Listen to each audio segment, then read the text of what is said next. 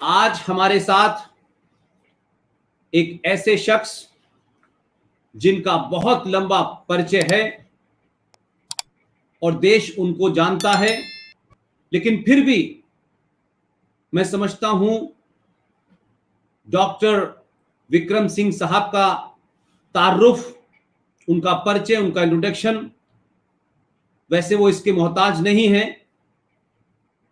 लेकिन ये वो समय होते हैं जब दुनिया को और देश को, आने वाली जनरेशन को पता होना चाहिए कि हमारे पूर्वजों ने क्या किया है और जो लोग हम टेलीविजन पे देखते हैं आखिर उनका क्या प्रोफाइल है, वो कहां से आए हैं, कैसे आए हैं, क्या किया है। विक्रम सिंह साहब 1974 बैच के आईपीएस ऑफिसर हैं। आपने दुनिया की सबसे बड़ी police organization Uttar Pradesh police को as a director general lead किया है। आप सब जानते हैं कि उत्तर प्रदेश में 1,90,000 पुलिसकर्मी हैं, आपने उसको डायरेक्ट किया। डॉक्टर विक्रम सिंह साहब security, man management, crisis resolution team, building values, ethics, इस सब के ऊपर बोलते रहे हैं, लिखते रहे हैं। आपने प्रयागराज, जिसे पहले इलाहाबाद यूनिवर्सिटी कहते थे, वहां से एमएससी की और इकोलॉजी में पीएचडी आपने कुमाऊं यूनिवर्सिटी से की। और इस वक्त डॉक्टर प्रोफेसर विक्रम सिंह साहब चांसलर है नोएडा इंटरनेशनल यूनिवर्सिटी के, और आपके ऑनर में एक नहीं कई अवार्ड आपको मिले, जिसमें 1986 और 88 में प्रेसिडेंट मेडल फॉर गैलेंट्री उनको मिला, और आपका नाम लिम्का बुक ऑफ रिकॉर्ड में भी है। 2014 में आपका नाम वहां आया, और यह नाम आने की वजह थी कि doctor Vikram Singh is the most highly decorated police officer के तहत उनका नाम दर्ज है। मुझे खुशी है कि आज विक्रम सिंह साहब ने हमारी रिक्वेस्ट को एक्सेप्ट किया, और आप जानते हैं कि उनका पर्सपेक्टिव, उनका अंदाज बिल्कुल अलग है। जब वो बोलते हैं तो ये लगता ही नहीं कि हिंदुस्तान का कोई पुलिस ऑफिसर बोल रहा है, क्योंकि पुलिस की जो छवि पिछले कई सालों में इस देश में बनी है, उसमें ऐसे ब्रिलियंट लोग कम ही देखने को मिलते हैं। ये देश धन्य है कि ऐसे लोग हैं, और इसलिए भी बहुत इंपॉर्टेंट है कि जब देश एक राजनीतिक और सामाजिक करवट बदल रहा है, ऐसे में बहुत सारे गाइडेंस की जरूरत होती है, लीडर्स की जरूरत होती है। विक्रम सिंह साहब अपने तर्कों से, अपने रेफरेंसेस से किसी को भी निरंतर कर देते हैं। हम सब जानते हैं कि देश के अंदर तरह तरह की शक्लों में, तरह तरह के मुखौटों में एक के बाद एक कोई ना कोई देश विरोधी ताकतें कुछ न कुछ करती रहती हैं।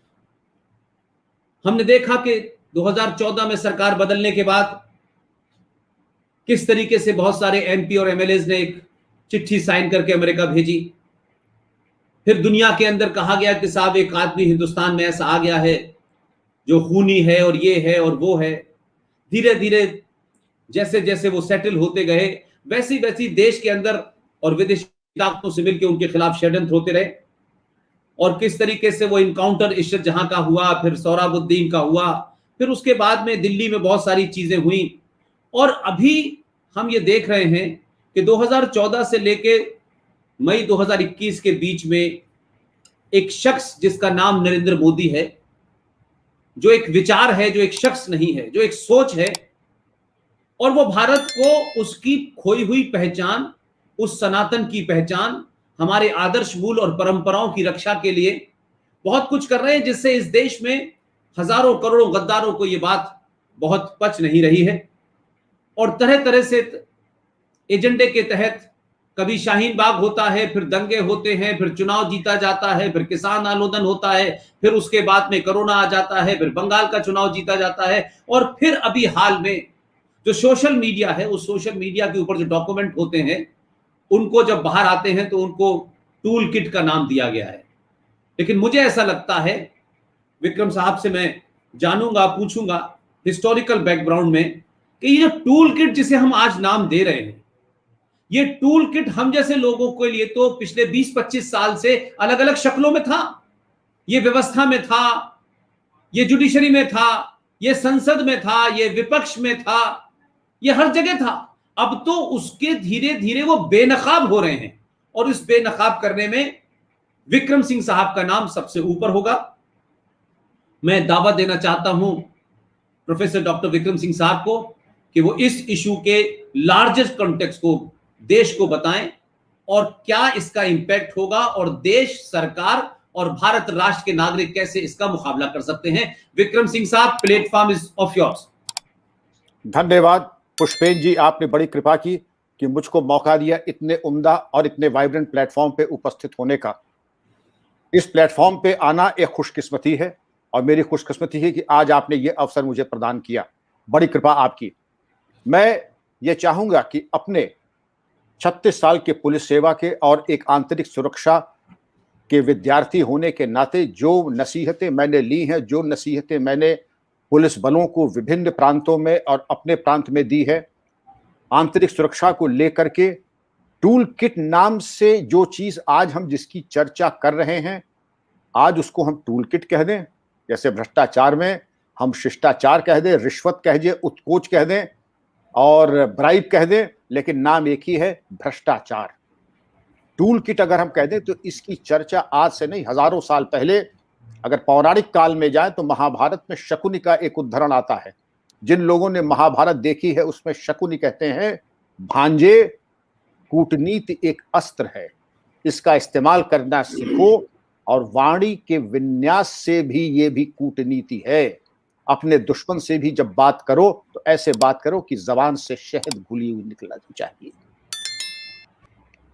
चाइना का जो एक्सपर्ट है, और आज पूरे चीन का नहीं विश्व का माना जाता है, सन सू, द आर्ट ऑफ वॉर, जिसका एक बहुत बड़ा मोनोग्राफ है, और इंपीरियल वॉर कॉलेज से लेकर के लंदन स्टाफ कॉलेज तक, सैंडस्ट और वुलिच के मिलिट्री एकेडमी में सन सू की जो टीचिंग्स हैं वो पढ़ाई जाती हैं।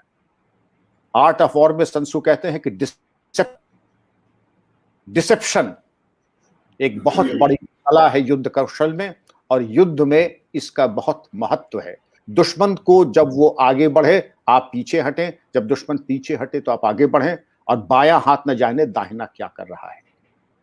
आज के परिप्रेक्ष्य में जो सबसे कामयाब अगर कोई संगठन माना जाता है तो मोसाद को कहा जाता है।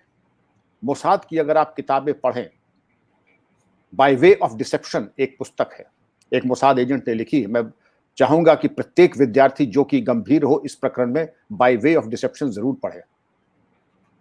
आईएसआई के ऊपर भी जो किताबें हैं तो आप ये देखेंगे कि आईएसआई ने मोसाद से, वैसे तो जानी दुश्मन है, एक दूसरे के खून के प्यासे हैं, लेकिन सीखने में आईएसआई ने मोसाद के सारी अच्छाइयां ग्रहण की हैं और तौर तरीके बहुत अच्छी तरह से ग्रहण किए हैं आईएसआई ने मोसाद से। और इसको अगर आप देखें, भ्रम की स्थिति सेकेंड वर्ल्ड वॉर में आप आए, डॉक्टर गोइबल्स जो हिटलर के सूचना मिनिस्टर मंत्री थे, प्रोपेगेंडा मिनिस्टर, उन्होंने ऐसी कौन सी चीज नहीं इस्तेमाल की भ्रम की स्थिति उत्पन्न करने में, चाहे फॉल्स प्रोपेगेंडा हो, चाहे दैवी संपदा से बताना कि जर्मन दैवी संपदा से विभूषित हैं, या नॉस्ट्रडेमस की जो भविष्यवाणियां थी उनको अपने तरीके से तोड़ मरोड़ करके पैम्फलेट के रूप में फ्रांस, इंग्लैंड और हर जगहों पे उसकी बौछार कर दी, जिससे लोगों में भ्रम की स्थिति उत्पन्न हो जाए। और भ्रम की स्थिति उत्पन्न करके जब आदमी का जहन कमजोर पड़ जाता है, आदमी पथभ्रष्ट हो जाता है, मतभ्रम हो जाता है, तो ये मालूम पड़ जाता है कि एक कमजोर दिमाग के आदमी पे आक्रमण करके उसके ऊपर शरीर और मन मस्तिष्क पे संक्रमण जब फैलता है दुष्प्रचार का, तो उसको कब्जे में करना बहुत आसान हो जाता है। लेकिन जिसका दिलो दिमाग दुरुस्त होता है उसके ऊपर कब्जा करना पुष्पेन जी आसान नहीं होता है। तो भ्रम फैलाना, आजकल एक चर्चा चल रही 1971 के बाद हम आ जाए, जब बांग्लादेश का वॉर चल रहा था, 4th generation war, 5th generation war, information warfare, propaganda warfare, IW पे हम आ जाएं। अब हम आ जाते हैं जो ग्रॉस आज की हमारी चीज है, इंफॉर्मेशन वॉरफेयर, प्रोपेगेंडा वॉरफेयर, और सोशल मीडिया प्लेटफॉर्म्स पे इनका क्या महत्व है। आज आपने देखा होगा कि 54 करोड़ लोग व्हाट्सएप पर हैं भारत में, इसके अलावा 36 करोड़ लोग ट्विटर पे हैं, करोड़ों लोग और प्लेटफॉर्म्स पे हैं। इनका जो कब्जा है फेक न्यूज और डीप फेक न्यूज का, हम और कुछ पढ़े या ना पढ़े, अगर एक आप औसत भारतीय का आप सोशल मीडिया इंटरैक्शन देखें तो ये बताया जाता है, सामाजिक वैज्ञानिक ये कहते हैं कि लगभग एक औसत भारतीय 2 घंटे सोशल मीडिया प्लेटफॉर्म्स पे रहता है। ये तब है जबकि हमारे यहाँ ब्रॉडबैंड फैसिलिटीज गांव में नहीं है। ये तब है जबकि स्मार्टफोन्स हमारे यहाँ उनकी बहुत सीमित एक संख्या है। लेकिन ये सोशल मीडिया एक ऐसा औजार मिल गया है हमारी सरकार को भी, दुष्प्रचार करने वालों को भी और राष्ट्र विरोधी तत्वों को भी। स्थिति बिल्कुल ठीक है। अगर हम देश प्रेम की बात करना चाहें, अगर हम जो अच्छे कार्य शासन प्रशासन कर रहा है उसकी बात करना चाहें, तो हमें पूरा मौका है, पूरा अवसर है। सोशल मीडिया के माध्यम से हम इसको कर सकते हैं। आप 2 चीजें प्रासंगिक होंगी अगर आप देखें, मैं आपका ध्यान आकृष्ट करना चाहूंगा। आपने सोहराबुद्दीन एनकाउंटर, इशरत जहां एनकाउंटर की बात की। जी जी जी जी। यह सर्वविदित है कि ये लश्कर तैयबा के ऑपरेटिव्स थे। यह सर्वविदित है कि डेनिस कोलमैन हेडली ने अपने इकबालिया बयान में इनका नाम लिया था। यह सर्वविदित है कि इशरत जहां की ऑबिट्यूरी पाकिस्तान के अखबारों में निकली थी।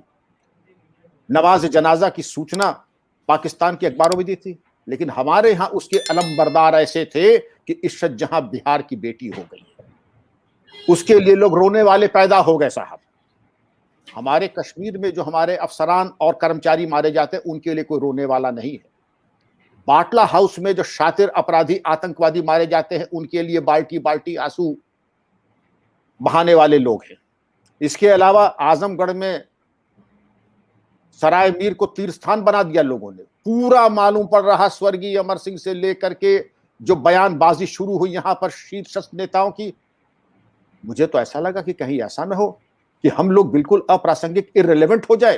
पुष्पेन जी की बहुत बड़ी गलती कर दी महेश चंद्र शर्मा ने, स्वर्गीय शहीद महेश चंद्र शर्मा ने, जो अपनी जान दे दी। बहुत बड़ी गलती की महेश चंद्र शर्मा ने। हमें उस बीच में ये लग रहा था कि वाकई बहुत बड़ी गलती हुई, महेश चंद्र शर्मा ने जाकर के जो वहां जान दे दिया, क्योंकि उनके लिए एक आंसू किसी ने नहीं बहाया। एक रिहाई मंच है यहां पर। रिहाई मंच का काम ही यही कि जहां पर देशद्रोही पकड़े जाएं तो उनके नाम खड़ा होकर के आंदोलन प्रदर्शन धरने कहें और कहें गिरफ्तार करें। इंफॉर्मेशन वॉरफेयर की ताकत को समझें, और देश के दुश्मनों ने इसको पकड़ करके इसको एक नए स्तर पे पहुंचा दिया है। इंफॉर्मेशन वॉरफेयर में पुष्पेन जी पाकिस्तान हमसे बहुत आगे जा चुका है। अगर आप याद करें कि नॉन स्टेट एक्टर्स की परिभाषा कहां से आई है, FATF के ऊपर शिकंजा किस राष्ट्र के ऊपर कसा जा रहा है? पाकिस्तान के ऊपर। नॉन स्टेट तथा कथित एक्टर्स दुनिया को तबाह कहां से हो रहे हैं? पाकिस्तान से हो रहे हैं। और कश्मीर में उसको जो दूसरा रंग दे करके जो एक तौर तरीका बना लिया गया है कि नॉन स्टेट एक्टर्स, और यहां पर होम ग्रोन टेररिज्म है, ये सिर्फ इंफॉर्मेशन वॉरफेयर का सबसे घृणित और दूसरा रूप है। पाकिस्तान से हमें शिकायत नहीं पुष्पेन जी, हमें पाकिस्तान तो हमारा दुश्मन है और दुश्मनी निभाना भी हम जानते हैं।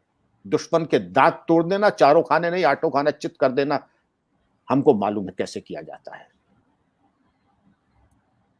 लेकिन हम उनका क्या करें जो वहां जाके उनके टुकड़ों पे पलते हैं, उनकी एम्बेसी की दावतों में जाकर के दुम हिलाते हुए, लार टपकाते हुए पहुंच जाते हैं। क्षमा कीजिएगा, मेरी बातें कुछ अपरिमार्जित से होती जा रही हैं। मैं थोड़ा इतिहास में जाऊंगा जिससे कि जरा मूड ठीक हो जाए। इसका इस्तेमाल छद्म युद्ध का औरंगजेब ने खूब भरपूर किया था। गलत सलत चिट्ठियां बना करके एक दूसरे के नाम की उनको बरामद करवा देना, एक दूसरे को लड़वा देना, औरंगजेब का यह षड्यंत्र, कूटनीति, इंफॉर्मेशन वॉरफेयर औरंगजेब ने बखूबी किया। छत्रपति शिवाजी महाराज के साथ भी और छत्रपति शिवाजी के खिलाफ राजपूतों के खिलाफ भी।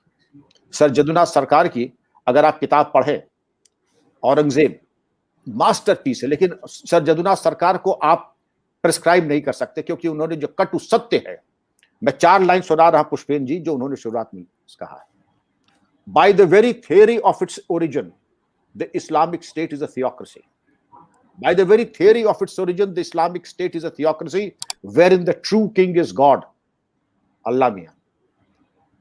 Zille Subhani. Wherein the true king is God and the earthly king merely his shadow. Zille Subhani जो हम कहते थे बादशाह सलामत को, shadow of God. And in such a state, to be a non-believer is no better than to compound with treason. और ऐसे राज्य में जो इस्लामिक स्टेट हो वहां पर गैर इस्लामी होना ये देशद्रोही से होना कम नहीं है। ऐसी किताब कौन पढ़ने को कहेगा? सज्जुना सर का कौन पढ़ेगा? रोमिला थापर को पढ़ा जाए। अब ऐसे लेखकों की कहानी पढ़ी जाएगी जो समझौतेवादी है। सर जदुनाथ सरकार की किताबें अगर एक बार हर भारतीय के लिए, मैं समझता हूं कि कंपलसरी होनी चाहिए शिवाजी और औरंगजेब पढ़ना, उनको मालूम पड़ जाएगा क्या जुल्म हमारे गुरुओं पे किए गए, क्या जुल्म मराठों पे किए गए, क्या षड्यंत्र रचे गए। ये तो छत्रपति शिवाजी महाराज का भला हो कि उन्होंने नाको चने चबवा दिया मुगलों को।